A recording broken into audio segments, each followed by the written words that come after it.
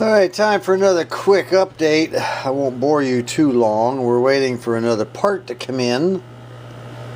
Well, what might that part be? Well, I'm glad you asked. Because first let me explain to you what's been happening.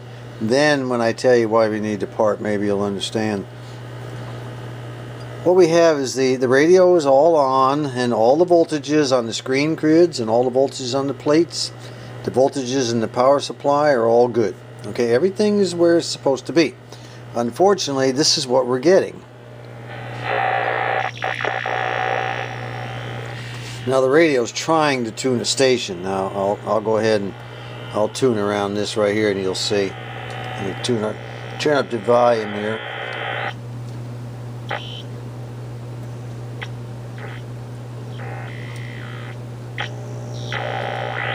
See, it's trying to bring in a station. Unfortunately, it's unable to do that.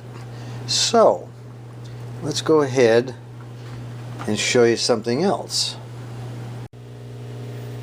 Right now I've got the signal generator set up for 175 kilocycles. That's the intermediate frequency of this radio, and I have the positive lead from it connected to the grid cap on the first tube, which is the RF tube, which would be that tube right there. I've got it connected to the grid cap. The control grid, let me get this over here. We're talking about right here. I have the lead, the red lead, the positive lead of the signal generator connected right there. Okay. When I connect it out here to the antenna, it doesn't work. So I'm probably going to have to go back into that can, but it doesn't matter. I'm just connecting it right there. And the ground lead, of course, I have connected to the ground right there. I just went ahead and connected it there. Let me see if I can, maybe this will help a little bit. Yeah, there we go. Alright, now here's what happened. Now, and then I went through and I adjusted all the, intermediate frequency transformers, which would be this one here, T2. I adjusted this capacitor, that capacitor, and then I adjusted this capacitor and this capacitor, and this is what we have now. Let me crank up the generator. We have a nice clean IF signal all the way through, okay? All the way through. That's nice. It took me a while. I had, like I said in the last video, you saw where I tore apart the IF transformers and cleaned them and everything. Worked great. Solved any problems I might have had. I wasn't having any at the time, but I just want to make sure, okay? This is my antenna. This antenna pot right here, can right there, which when you connect to it's not doing anything for us right here, but you know, that could have something to do with this thing down here, the AF, or the automatic volume control tube and all that jazz. So what's going on here? You know, what's the question here? It works great on the IF. Look at here. Hear that? Isn't that great?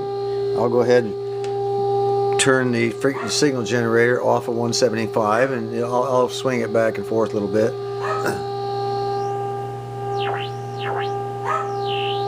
Isn't that great? So why won't it receive a station, and why won't it play? Everything is in place. All the voltages are in place. Screen grid plates. The IF transformers have been adjusted. All the tubes have been checked. The tubes are good. And all the wiring is right. So, what's going on? Well, you know, I've had extensive discussions with Brendan on this thing as to what could possibly be the problem. You know, I've cleaned all the pins on the sockets. I mean, I've done everything I can possibly think of, and he thinks, and this is kind of interesting, I don't think I would have thought about this had he not been around to help me out. I'm gonna go ahead and shut this baby off. Let me shut things down here so I can talk. My little pooch, my little poodle in the background is playing with the other dogs, so that's why he's barking back there. He does this every night. He has a great time. Bottom line is, you remember in the last video, in the last part of this series, I removed the volume control that was no good and replaced it with one I purchased at Radio Days, radiodays.com. and it's just a standard pot, carbon track pot, carbon ring. Whereas the original one that I took out of here, but it was not original to the radio. It had already been replaced at one time in the past. It was wire wound.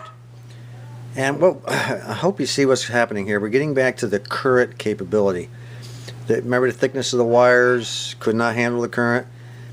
It's possible. We think, or at least Brendan thinks, I'm just following his lead here. I've done everything I can do to this radio.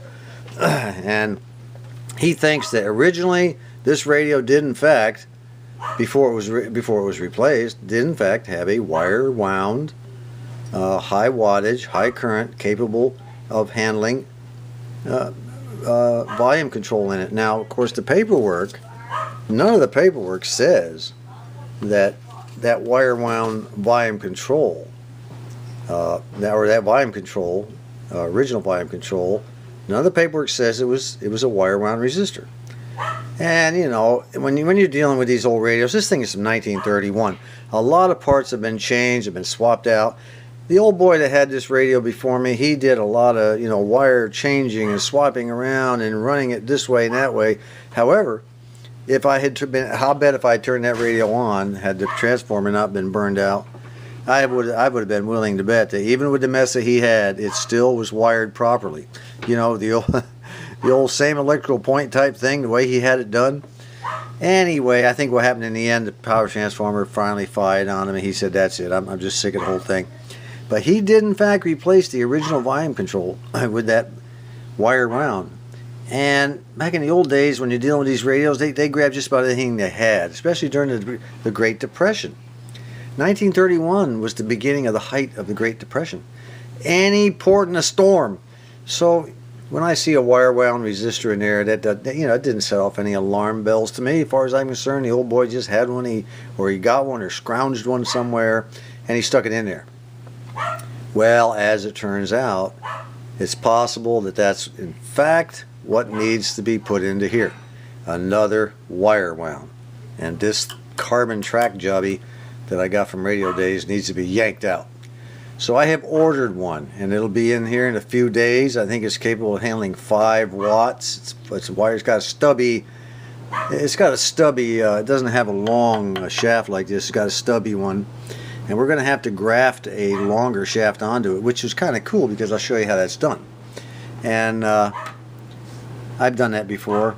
And if you've never seen it done, it's time for you to see it done. How do you take a short, stubby shaft and make it longer without going, you know, with an adapter ring with set screws and all this other garbage? Okay, so that's what we're going to do. Incidentally, one more thing. You know, we took this resistor and put it in, this 1800 ohm resistor. This is taking the place of the signal strength meter that will eventually go on here. You know, that it had the needle that swung this way and that way. I didn't want to put it on quite yet, so we substituted an 1800 ohm resistor for it. The problem was when I put electrical tape around it to keep I had it mounted up here, remember? I had it up here like this, and I put electrical tape around it. Well, the back of the tape was sticky, and it was kind of a conductor. I discovered it by accident. You know, when I pressed the tape with my finger, and it started making the radio go all kind of screwy and everything. I said, "What's going on here?" You know, so I disconnected it, and I pressed it again like this. Sure enough, same thing. The tape was conductive on the back, so right now I'm just kind of leaving it hang away from the chassis like this. I just have to be careful not to be touching it. Okay, so that's what's been going on. I'm waiting for a new wire wound pot to come in. We're at a dead standstill until that happens. Brendan thinks once the wire wound is installed, it can handle more current, providing more current to the tubes, allowing the tubes to function like they're supposed to. And once that happens, we should start picking up radio signals and hearing them out of the speaker. I sure hope so, because I'm just at a stopping point on this. I mean, when you test everything and it's good, everything, and it doesn't work, what do? Well, you yell help to your mentor. It's his job to fix it. Okay, until next time, this is John.